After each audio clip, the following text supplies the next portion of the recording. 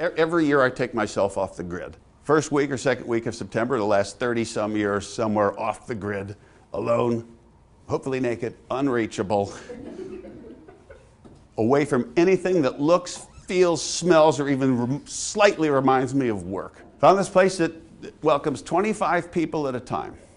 And there's 25 people that work there to keep those 25 guests well-oiled and delighted and happy. 36 hours of travel time from Milwaukee, Wisconsin, 16,000 miles, 8-hour layover in Qatar to arrive at the Maldives. A small flight plane picks you up, brings you in, and if all you did was see this from the air, it would be the single greatest thing you've ever laid eyes on. The first night I'm there, something catches my peripheral vision that literally makes my jaw drop, and I turn to Kelly and said, "Please tell me I don't see this."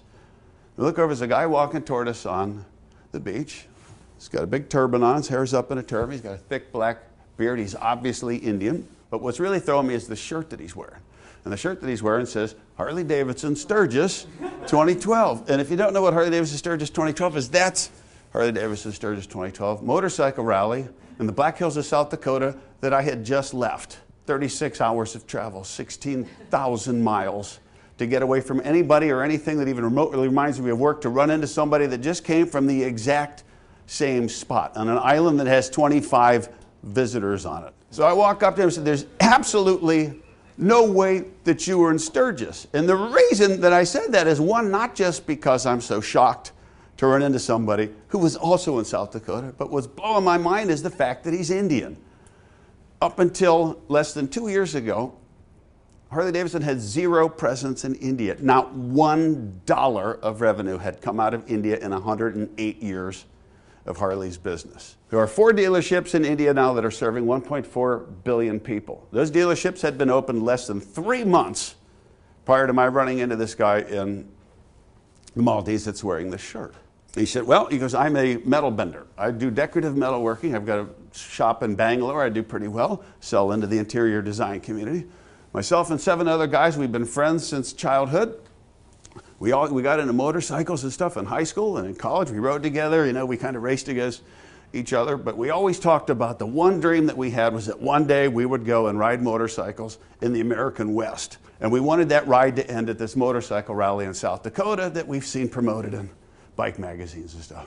He says, "So everywhere that we went, everybody reacted to us. Like, what are you guys doing here? This is awesome. How'd you get here?" And they wanted to hear our story. And they loved the fact that we came over and we're riding Harleys and wanted to see America. Every gas station, every restaurant that we went to, people would come up and want to hear our stories. And if you've ever been out in the American West, especially up in the Northwest, the last week of August, any year that you've been alive, has been happening for 74 years, there's thousands of bikes headed toward South Dakota. So seeing bikes, not at all unusual. Seeing 8 Indians on bikes, very unusual. Says by the time we reach Sturgis, there's 400,000 bikers there. This thing's going 24 hours a day. It's the most amazing thing we've ever seen. Hundreds of thousands of bikes. We got to meet the Davidsons the first day that we were there. He goes, "I've got their name tattooed on my arm, and there I'm actually shaking hands with the guys whose family started this business. It was so cool. I got to meet the daughter, Karen Davidson. She's the one who designs all the clothes. My wife wears the clothes." It was so awesome.